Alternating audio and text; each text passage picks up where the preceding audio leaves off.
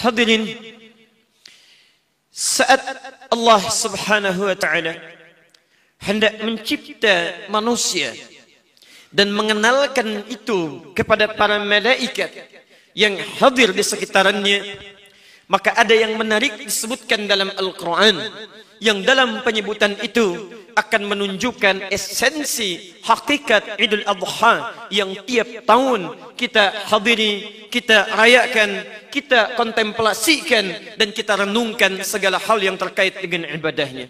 Maka Allah berfirman mengisahkan itu di Quran surah ke-15 Al-Hijr ayat ke-28. A'udzu billahi minasyaitonir rajim. Wa idz qala rabbuka lil malaikati inni khaliqun bashara. Allah berfirman, dan ingatlah tatkala Rabbmu Muhammad menyampaikan pada para malaikat, aku akan mencipta makhluk baru diberi nama dengan bashar. Hadirin, saat Allah pertama kali mengenalkan pada para malaikat akan mencipta manusia, maka yang menarik disebutkan istilah untuk manusia ini dengan nama bashar. Padahal dalam Al-Quran manusia seringkali disebutkan dengan 5 nama. Bahkan kadang disebut dengan ins selain bashar. 18 kali disebutkan dalam Al-Quran bersanding dengan jin. Kadang disebutkan dengan insan. 65 kali disebutkan di Quran. Di 63 ayat. Di 43 surah berbeda.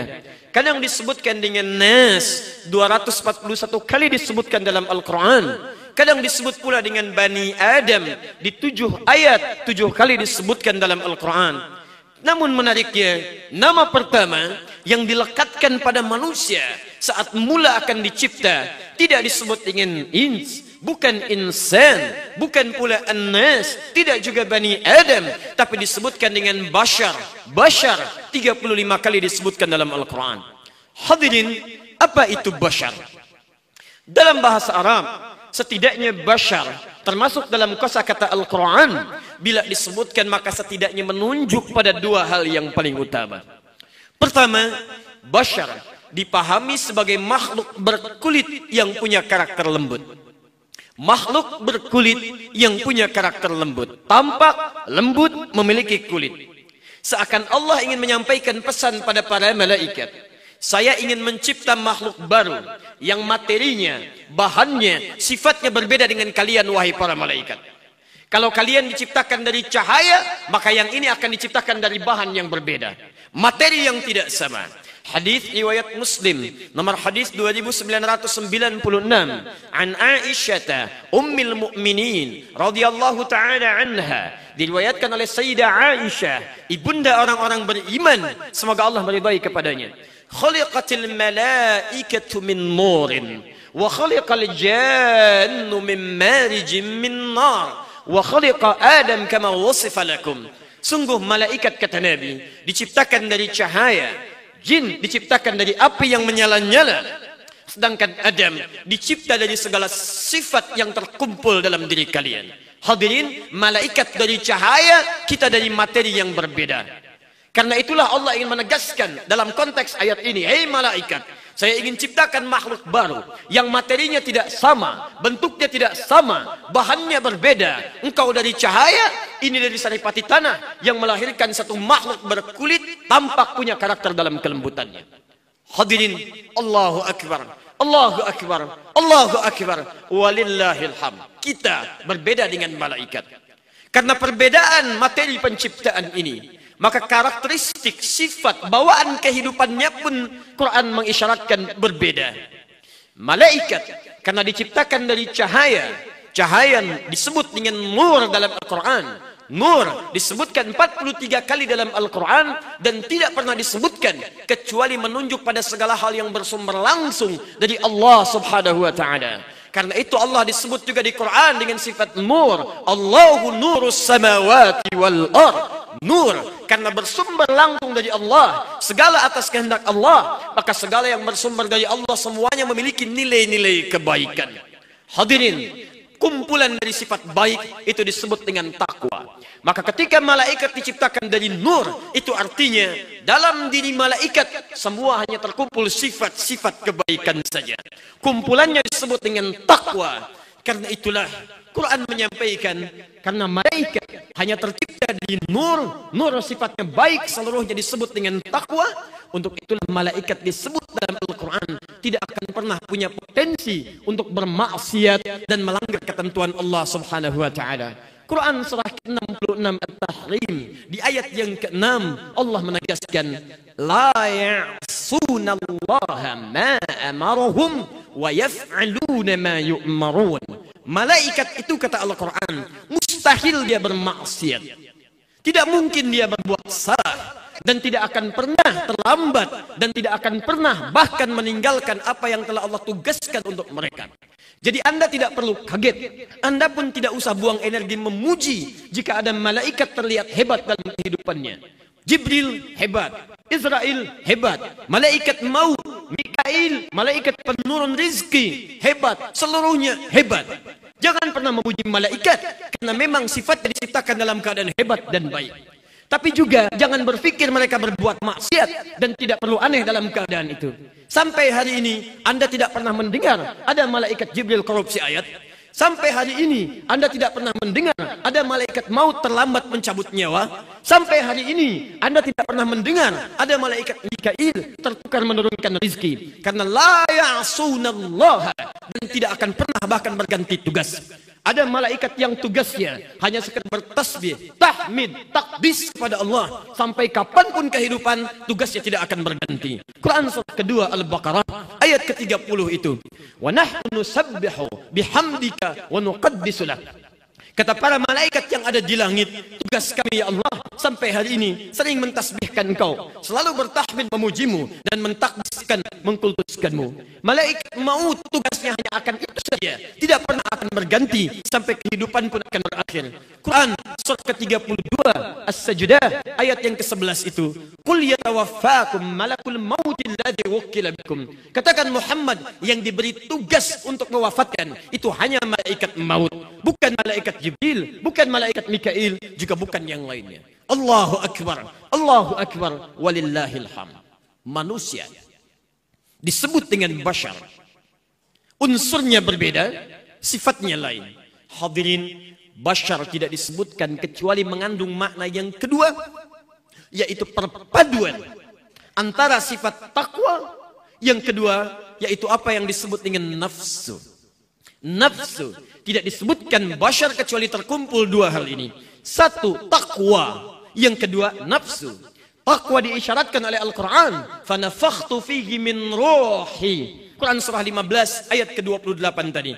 Fanafakhtu fihi min ruhi. Maka aku tiupkan kepada manusia yang tercipta ini roh dariku. Karena roh bersumber dari Allah, maka dalam diri kita pun ada bawaan sifat-sifat takwa.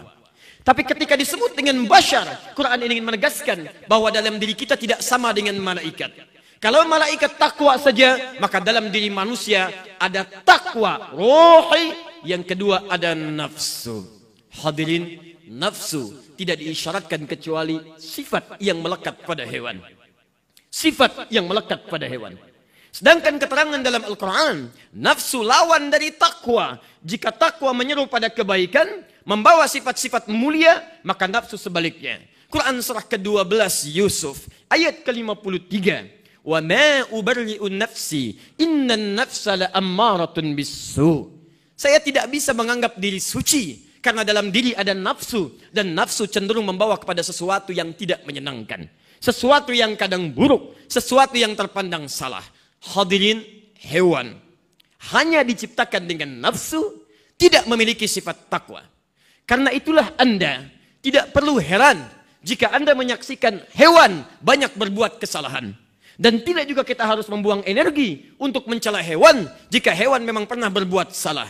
Perhatikan saudara, ayam di mana saja dia ingin buang kotoran, dia tidak akan lihat sekitarannya. Mau di sudut masjid, mau di lantai masjid, mau di depan rumah Anda, karena dia tidak punya nilai-nilai takwa, nafsu yang hadir dalam dirinya, maka tidak melekat pada dirinya sifat-sifat perhatian pada lingkungan sekitarnya. Wajar berbuat salah, Jadi tidak ada kerjaan bagi Anda jika mencela hewan ketika berbuat salah. Perhatikan sapi keliling komplek BSK, tidak pakai celana, dia tidak punya malu, dia tidak punya perasaan enggan, sungkan dengan yang lainnya, karena memang tidak punya sifat takwa. Perhatikan hadirin, ada kambing yang diikat, ada sapi yang diikat, mereka tidak punya malu, walaupun di samping masjid, adzan berkumandang, kalau datang syahwatnya, tetap akan dilakukan. Tak peduli ada panggilan adzan, tak peduli di dekat imam, tak peduli di samping rumah Allah, karena tidak punya takwa, nafsu melekat dalam dirinya, maka apapun yang diinginkan bisa terjadi kapan dan dimanapun mereka inginkan. Hadirin, Allahu Akbar, Allahu Akbar, Allahu Akbar, walillahil hamd. Kita bukan malaikat, kita juga bukan hewan, tapi dua sifat ini terkumpul dalam diri kita. Satu takwa, kedua nafsu, bahkan uniknya keduanya disebutkan bilangan yang sama dalam Al-Quran. Takwa disebutkan 115 kali, nafsu disebutkan 115 kali.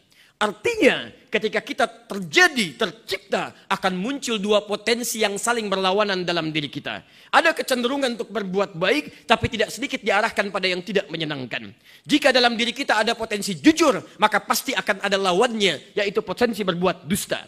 Jika ada dalam diri kita potensi sabar, maka pasti ada lawannya untuk meluapkan amarah. Jika dalam diri kita ada potensi tawadhu, rendah hati, maka pasti ada lawannya untuk muncul tipikal-tipikal orang membawa sifat kesombongan. Satu takwa, kedua adalah nafsu. Dan nafsu punya nama lain, disebut dengan fujur. Ketika sempurna penciptaan kita, maka muncullah takwa dan fujur itu. Perhatikan kalimatnya Quran surah 91 Asy-Syams ayat 7-10 itu. Lihat kalimatnya. Wa nafsin wa ma sawwaha. Dan jika nafas manusia sudah sempurna diciptakan, bisa dia bernafas, rohnya masuk dalam fisiknya, fa'alhamaha fujuraha wa taqwaha. Maka dalam dirinya akan tertanam dua kecenderungan. Sifat malaikat disebut dengan takwa, dan sifat hewani disebut dengan nafsu, bawaannya disebut dengan fujur. Hadirin, itulah perjuangan kehidupan kita sampai dengan 10 Dzulhijjah ini. Pertanyaannya, lebih dominan mana di antara dua sifat itu? Apakah sifat baik yang mengantarkan kita nanti ke surga, ataukah sifat-sifat buruk yang justru menjerumuskan kita ke dalam neraka? Maka penting kita merenung sampai dengan 10 Dzulhijjah ini. Hei manusia, hei Anda yang mengaku beriman, Anda mengatakan ingin masuk surga, bahkan surganya pun surga Firdaus, bahkan Anda ingin bersama Nabi, bahkan Anda ingin tidak ada hisab bagi Anda. Tunjukkan, buktikan kepada Allah sampai saat ini di mana potensi takwa Anda telah diamalkan, dihadirkan di hadapan Allah Subhanahu wa taala. Perhatikan ketika Allah menyebutkan kalimat takwa dalam Al-Qur'an, disebutkan 115 kali itu. Ada yang berbentuk ibadah, ada yang berbentuk muamalah.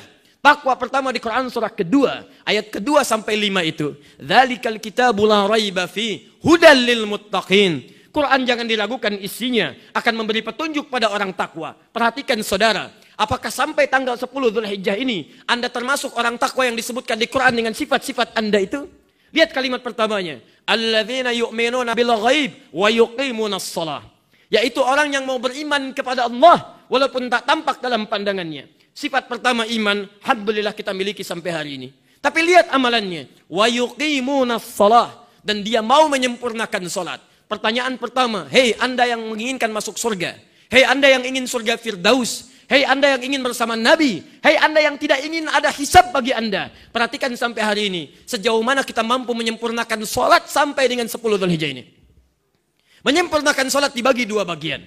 Satu terkait dengan fikihnya, yang kedua terkait dengan kuantitasnya. Ada kuantitas, ada kualitas. Karena itu kalimatnya disebutkan dengan bentuk jamak tanpa batas menunjuk pada kuantitas. Alif, lam, shad, lam, waw, ta marbutah. Bentuk jamak tanpa batas. Dalam bahasa Arab, dalam bahasa fikih khususnya, jika ada kalimat salat disebutkan jamak tanpa batas, maka dia mencakup semua jenis fardu dan sunnahnya. Hadirin, orang-orang beriman, Anda yang menginginkan sifat takwa, ingin masuk surga, khatib bertanya pada diri kita semua, sampai hari ini, berapa salat fardu dan salat sunnah yang pernah kita maksimalkan? Fardu tidak ada masalah, 5 waktu, subuh, zuhur, asar, maghrib, isya. Anda tunaikan dengan sempurna. Pertanyakan sampai hari ini, hadirin, maaf, berapa salat sunnah yang pernah mengiringinya? Rawatibnya, tahajudnya, duhanya, tahiyatul masjidnya, syukurnya, wudhunya, segalanya. Berapa yang pernah kita kumpulkan sampai hari ini? Jangan-jangan mohon maaf, Anda menginginkan surga, tapi begitu terlena dengan dunia. Berangkat gelap, pulang gelap, kumpulkan lagi, perbanyak, luaskan rumahnya, banyakkan kendaraannya. Meninggal, tidak dibawa semua itu. Lupa Anda dengan salat. Bahkan mohon maaf, jangankan yang sunnah, yang fardu pun kadang terlambat. Ada orang ketinggalan salat sunnah, hatinya gelisah. Anda yang cita-cita masuk surga Firdaus, terlambat salat fardu, kok biasa-biasa saja?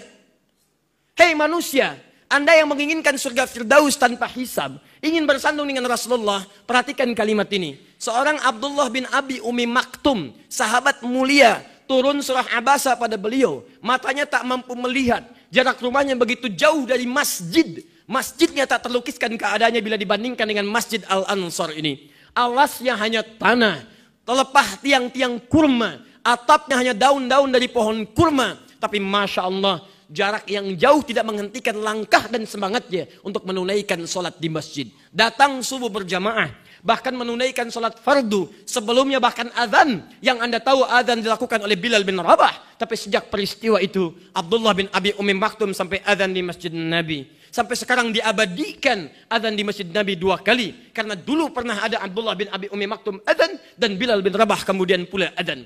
Hadirin, pertanyaannya, Abdullah bin Abi Umi Maktum sahabat mulia, dekat dengan Nabi. Surah Quran turun pada beliau memuji kemuliaannya. Rumah jauh dari masjid, masjid jauh dari kata sederhana. Bisa sholat di masjid, azan di masjid, berjamaah di masjid, i'tikaf di masjid. Allahu Akbar. Anda sahabat bukan, tabi'in bukan, tetangga Nabi bukan, kerabat Nabi bukan. Sampai hari ini tidak ada satu huruf pun ayat Quran turun karena kemuliaan Anda.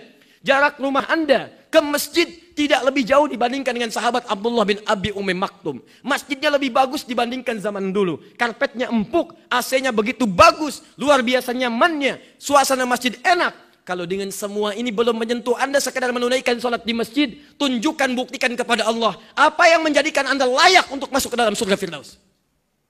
Allahu Akbar, Allahu Akbar, walillahilham. Ini baru kuantitas, belum menunjuk kepada kualitas. Perhatikan saudara, tersebut dalam hadis riwayat Al-Bukhari, nomor hadis 744, di hadis Muslim, nomor hadis 397. Kisahnya bahkan tersebut dalam Subulus Salam, di jilid yang kedua itu, di halaman ke-31, di paragraf yang kedua, disebut Khalad bin Rafi Az-Zuraiqi. Masuk ke masjid Nabi, salat di samping Nabi, kemudian berhenti sampai salam dan mendatangi Nabi. Dia berkata, Assalamualaikum ya Rasulullah. Faqala Rasulullah sallallahu alaihi wasallam, dijawab oleh Rasulullah sallallahu alaihi wasallam, wa alaikassalam wa rahmatullah. Wa alaikassalam wa rahmatullah. Irji' salli fa innaka lam tusalli. Salat lagi engkau karena engkau belum salat. Fa'ada salatahu 3 marrat. Maka dia mengulang salatnya sampai dengan 3 kali. Faqala lahu an-nabiy sallallahu alaihi wasallam mithla ma kana. Namun Nabi tetap mengulang kalimat yang sama. Anda salat lagi karena Anda belum salat. Apa kata orang ini? Ya Rasulullah, ma uhsinu ghairah alimni. Ya Rasulullah, saya nggak bisa lebih baik lagi daripada yang tadi, tolong ajarkan saya. Anda bisa bayangkan, seorang sahabat hidup di zaman Nabi, sholat di masjid Nabi, dan di samping Nabi. Karena sholatnya tidak persis belajar serius kepada Nabi, tidak benar kualitasnya, kata Nabi, ulangi, kamu belum sholat. Sholatnya dinafikan oleh Nabi SAW. Anda belum sholat. Yang paling menarik, kata orang ini, ya Rasulullah, saya ingin belajar, tolong ajarkan saya bagaimana salat yang benar.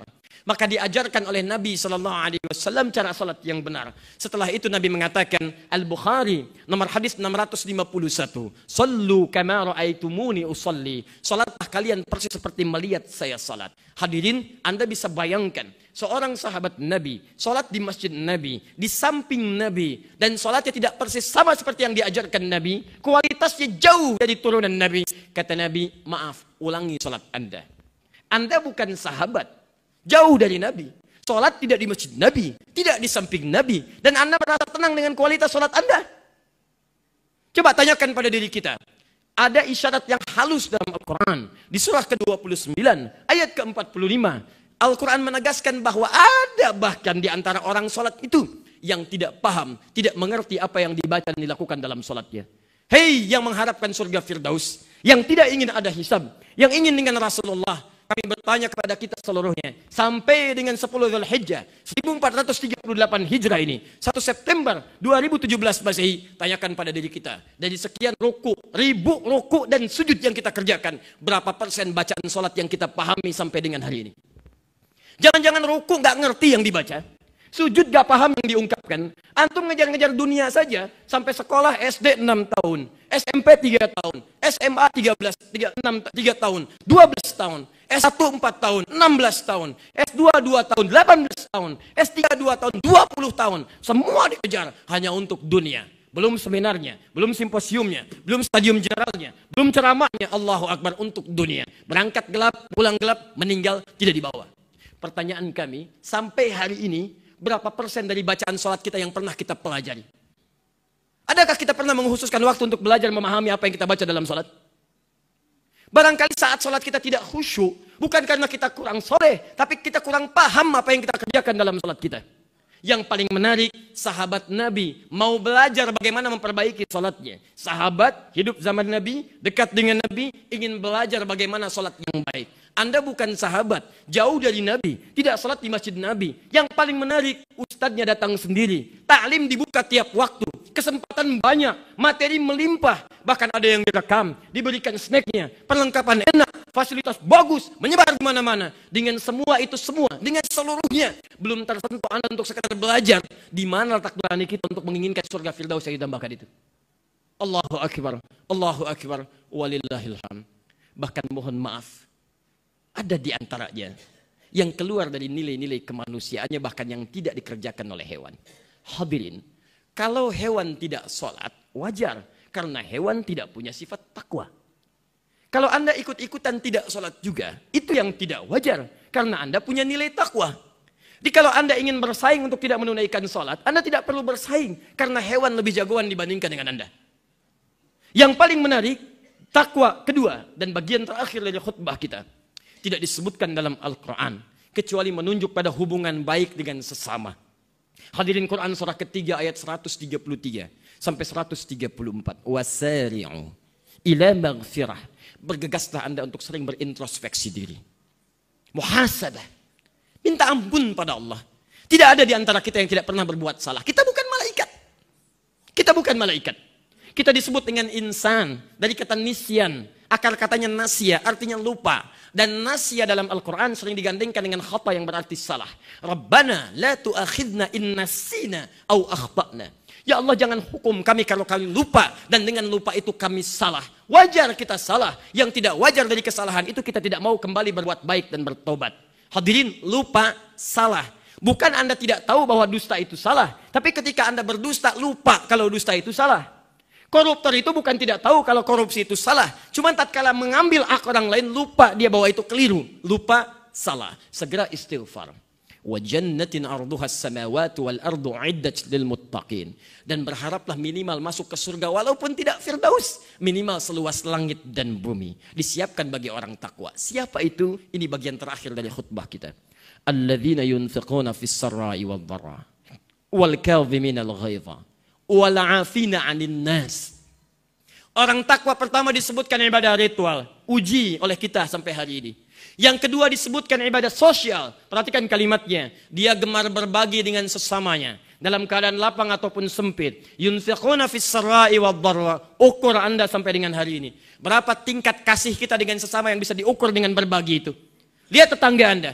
Mohon maaf, zaman Nabi, Quran surah 59, ayat 9 sampai 10. Betapa inginnya mereka masuk surga ke kelas yang ini saja. Walaupun tidak sampai firdaus, mereka mengharapkan minimal saya ke surga ya Allah. Maka mereka teladani ayat ini. Saya belum bisa tahajud dengan sempurna ya Allah. Saya belum bisa kerjakan puasa rutin yang sunnah itu ya Allah. Tapi minimal saya ingin mendapatkan ridhamu dan surgamu. Apa yang dikerjakan? Wa yu'thiruna ala anfusihim walau kana bihim khasasa. Enggak bisa tahajud, mereka sedekah. Walaupun dengan segelas air putih, walaupun dengan sebiji kurma. Ketika membaca ayat ini, apa yang bisa saya maksimalkan dari ayat ini? Bandingkan dengan kita, saudara. Menginginkan surga, levelnya paling tinggi. Allah hadirkan langsung amalan untuk memasukkan Anda ke surga, tapi Anda berpaling dari itu. Bukan materi, hanya sekedar tetangga. Hanya sekedar tenaga. Di tetangga Anda diwujudkan. Ada orang kena banjir. Ada orang kebakaran. Ada orang terpeleset. Allahu Akbar. Alih-alih Anda membantunya dengan tenaga. Sebagian di antara orang yang mengaku beriman. Kalau tidak beriman, jangan dipikirkan karena tidak ada iman dalam dirinya. Tapi kalau Anda mengaku beriman, ada tuntutan takwa. Perhatikan saudara. Saat orang lain terkena banjir, ada orang yang sibuk memotonya.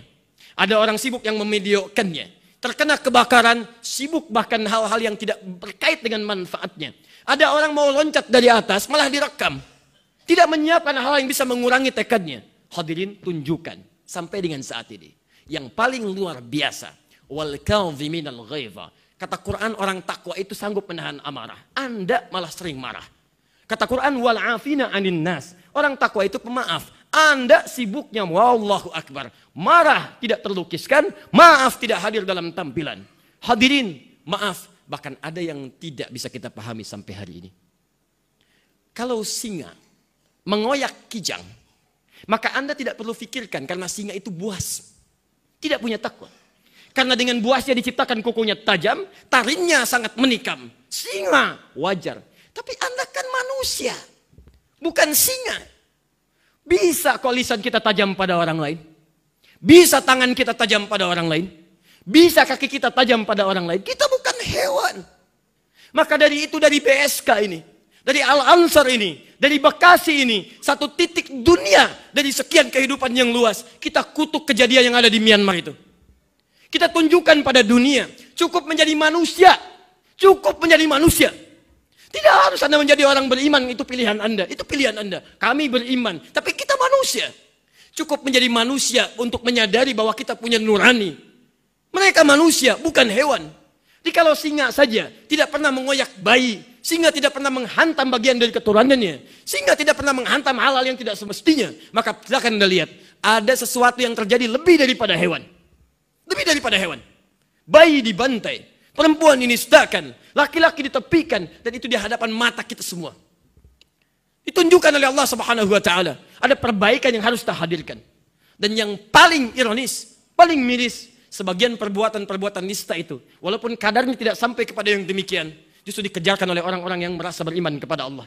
Lisannya tajam, matanya tajam, kakinya tajam, tangannya demikian. Padahal ketika disebutkan dalam Al-Quran, semua kalimat tadi dibuka dengan iman. Mata Quran surah 24 ayat 30 untuk laki-laki, ayat 31 untuk perempuan. Qul lil mu'minina yaghuddu min absarihim. Katakan pada orang-orang beriman, matanya hanya boleh melihat yang baik.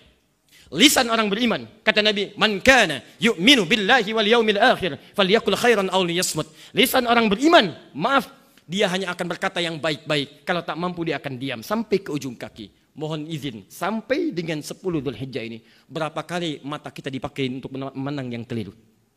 Berapa kali mata kita digunakan menatap yang salah? Berapa kali kita gunakan?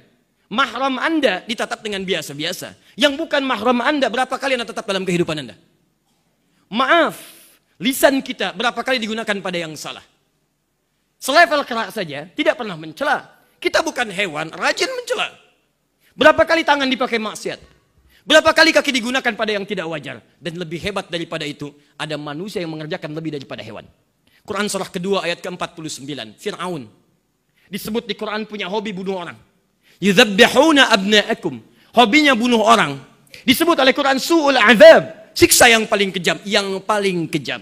Ibu mengandung. Dijaga 2 algojo. 1 mengamati, 1 mengeksekusi. Lahir laki-laki, sembelih. Lahir perempuan, bebas. Fir'aun. Binatang tidak mengerjakannya. Karena itu diberikan siksa oleh Allah dalam Al-Quran. Ditunjukkan lebih daripada binatang. Perilakunya, siksanya pun lebih daripada itu.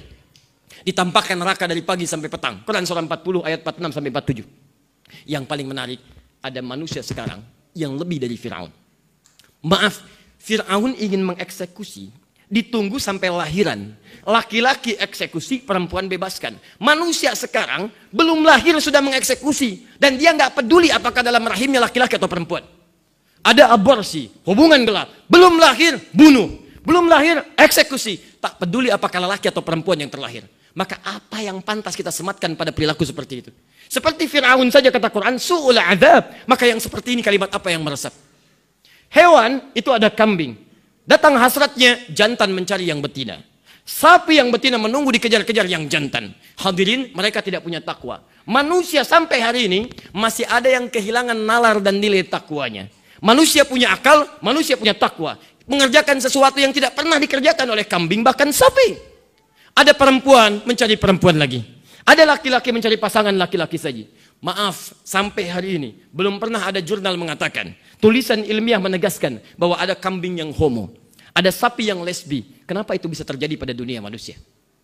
Karena itulah hari ini penting kita sembelih sifat-sifat hewani itu. Saking sayangnya Allah kepada kita, setiap tahun dihadirkan semua manusia. Yang haji ritualnya lontar jumrah, yang dilontar adalah sifat-sifat keburukannya. Aqabah gambaran dari nafsu, usta pengaruh sekitaran keluarga, ula pengaruh jauh yang kadang membuat dia buruk. Yang tidak haji sembelih sifat-sifat buruk itu.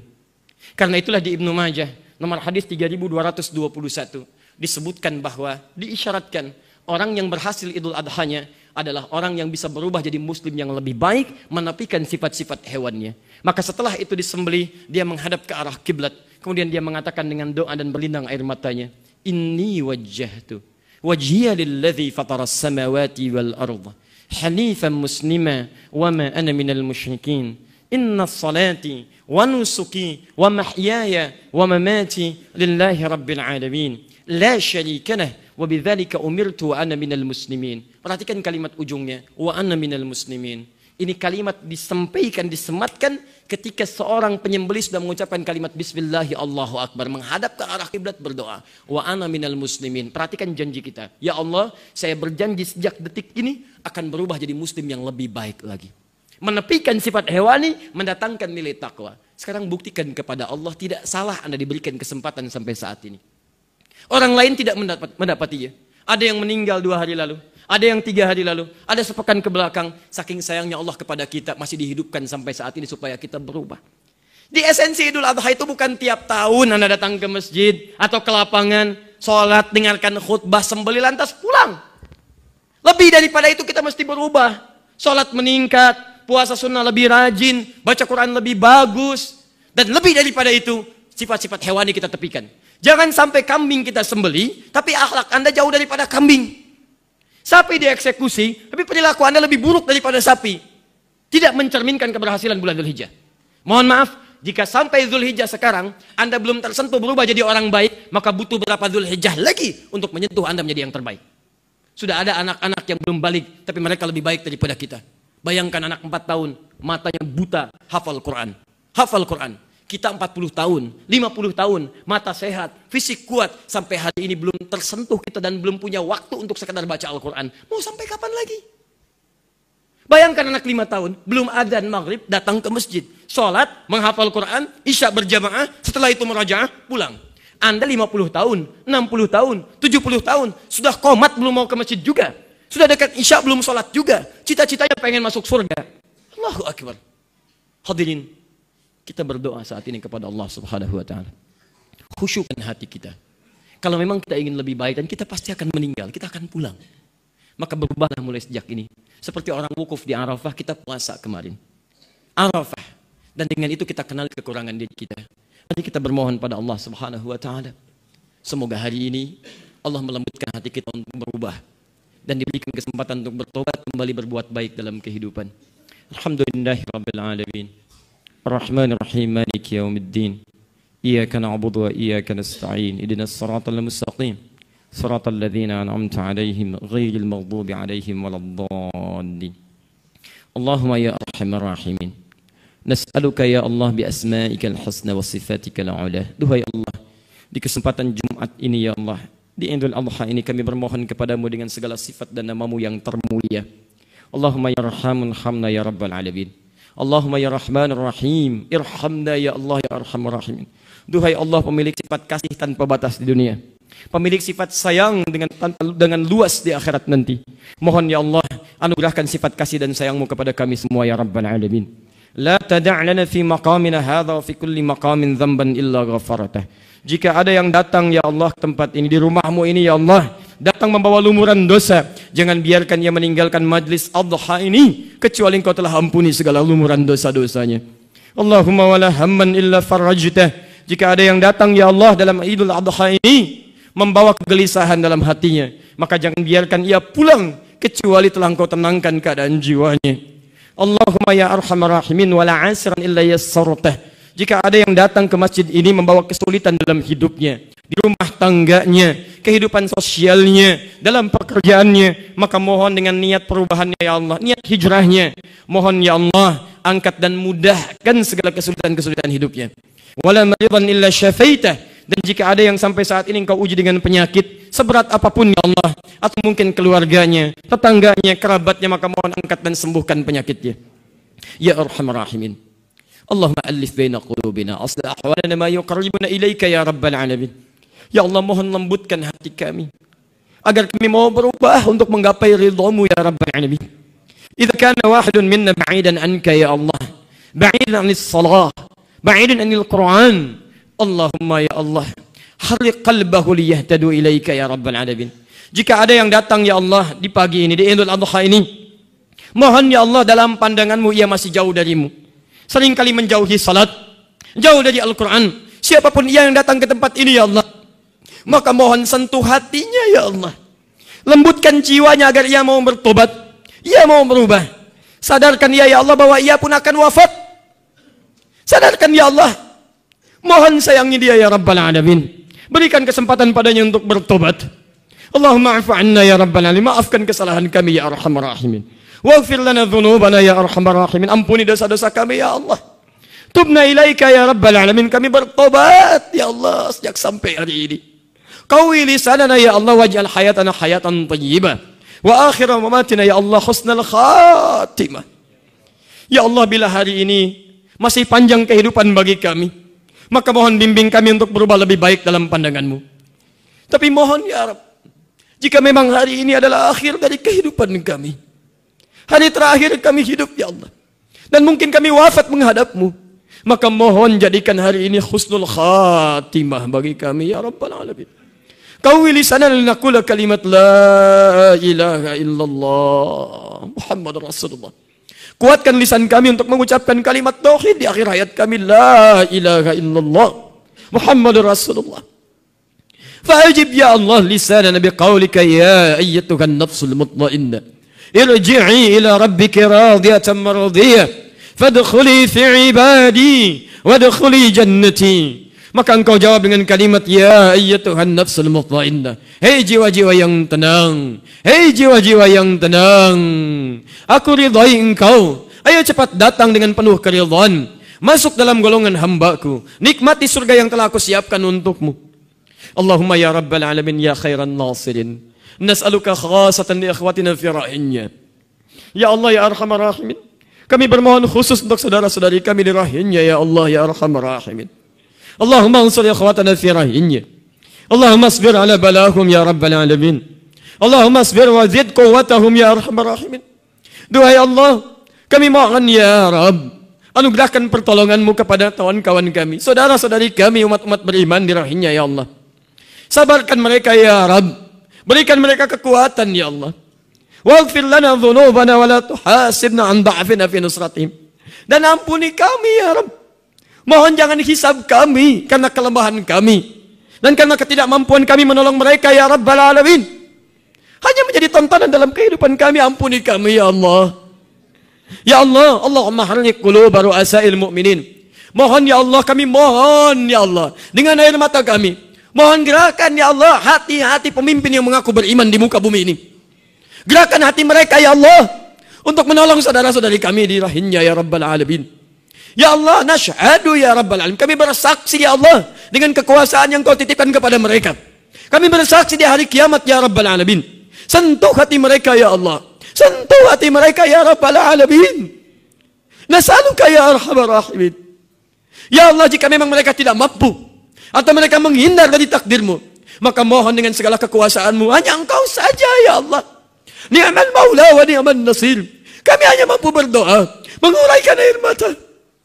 Kurangi hisab kami ya Allah karena ketidakmampuan kami menolong mereka. Ikhwatana fi Palestin, wa fi Syria, wa fi Iraq. Saudara-saudari kami di Palestina, di Syria, di Irak, ampuni kami sampai saat ini belum mampu memberikan ketenangan kepada Al-Aqsa. Allahumma ya Arhamar Rahimin, Aslih lana ya Allah. Mohon rubah kami mulai hari ini menjadi lebih baik ya Allah. Jika kami tidak bisa berlomba dengan orang soleh meningkatkan kebaikan, maka titipkan kepada kami hidayah agar mampu berlomba dengan para pendosa untuk memperbanyak tobat dan istighfar. Ampuni kami ya Allah. Kami ingin bertobat. Kami ingin berubah lebih baik daripada hari-hari kemarin. Bimbing kami ya Allah untuk mendapatkan wafat dalam keadaan husnul khatimah. Allahumma ihdi ya Allah min jiwarina ghairil muslimin liyahtadu ilal Islam. Ya Allah, jika kami punya tetangga sampai hari ini, kerabat ya Allah, teman-teman kami yang belum memeluk Islam, maka mohon di Jumat ini ya Allah, tolong sentuh hati mereka. Tanamkan hidayah di hati mereka agar mereka mau memeluk Islam. Kami mohon ya Allah, mereka tetangga kami, bermain bersama kami, berolahraga dengan kami. Kami tidak ingin berpisah dengan mereka di akhirat nanti ya Allah. Berikan hidayah kepada mereka. Allahumma alif baina qulubina wa di umara'ana wa khasatan fi Indonesia. Ya Allah, kami bermohon kepadamu, satukan jiwa-jiwa kami kaum muslimin khususnya di Indonesia. Ya Allah, berikan hidayah pada para pemimpin kami untuk bersikap adil. Jauhkan mereka dari berbagai maksiat ya Rabbal Alamin. Wahid sufufal muslimin ya Allah, dan mohon satukan saf orang-orang beriman di Indonesia. Jauhkan kami dari perpecahan ya Allah. Berikan hidayah pada para ustaz, para ulama, para kiai, para habaib untuk menepikan segala sifat-sifat kotor dalam hati beningnya ya Rabbal Alamin. Satukan para ulama kami ya Allah. Ikhlaskan hati mereka ya Rabbal Alamin, dan berikan mereka teladan bagi rakyat dan umat-umat Islam di muka bumi ini. Allahumma ya Rabbal Alamin, Rabbana atina fid dunya hasanah wa fil akhirati hasanah wa qina adzaban nar. Laqad da'unaka kama amartana fa'ajib du'ana kama wa'adtana. Ya Allah, kami telah datang salat, mendengarkan khutbah dan bertobat, memohon kepadamu segala kebaikan. Maka mohon ya Allah, kami telah menunaikan segala perintah seperti Engkau perintahkan. Maka mohon jawab doa kami ya Allah seperti Engkau telah janjikan. Jika dengan semua ini belum juga doa kami mesti dijawab, maka mohon tunjukkan kepada kami ya Allah dengan cara apa lagi kami mesti berdoa. Taqabbal minna nusukana ya Rabbal Alamin. Mohon terima ya Allah seluruh sembelihan hewan kurban kami, dan jadikan dengan itu kami lebih dekat denganmu ya Arhamar Rahimin seperti makna kurbanmu. Bifadlika subhana rabbika rabbil izzati amma yasifun. Wassalamun ala al-mursalin. Alhamdulillahi rabbil alamin. Ibadallah, innallaha ya'muru bil 'adli wal ihsan wa ita'i dzil qurba wa yanha 'anil fahsya'i wal munkari wal baghi ya'idzukum la'allakum tadhakkarun wa la dzikrullahi akbar wallahu ya'lamu ma tasna'un. Hadirin, sebelum khatib menutup dengan kalimat tahmid dan salam, kami ingin berpesan yang lebih penting dari Idul Adha adalah hadirnya kebaikan-kebaikan ritual dan sosial. Maka kami mohon siapapun yang hadir, perbaiki ibadah kita dan jalin hubungan baik dengan sesama. Tidak boleh ada orang mendapatkan Idul Adha tapi di kompleknya masih punya hubungan buruk dengan sesamanya. Maka tolong telusuri sekitaran kita, bangun kebaikan, ajak untuk ibadah, dan tunjukkan pada dunia dari Al-Ansor BSK kita punya perubahan untuk jadi lebih baik dalam pandangan Allah. Wa akhiru da'wana alhamdulillahi rabbil alamin. Wal 'afu minkum. Assalamualaikum warahmatullahi wabarakatuh.